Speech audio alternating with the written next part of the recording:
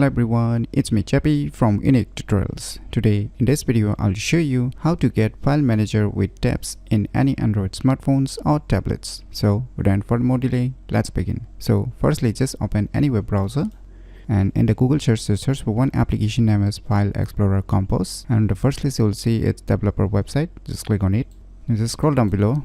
Now you will see here releases. Just click on it. Now scroll down below again. Now you will see here app release.apk file. So you need to download this apk file. So finally the file has been downloaded. Now just click on open, click on install. So finally the installation has been completed. Now just click on open. Now just allow all the permission and move back. So now you can see on the above one tab already being created. So if you want to create multi-tabs, just click on this plus icon and select the storage, whether you want to select the internal or the root storage. So you can see we have created two different tabs. If you want more tabs, just click on it and select the storage.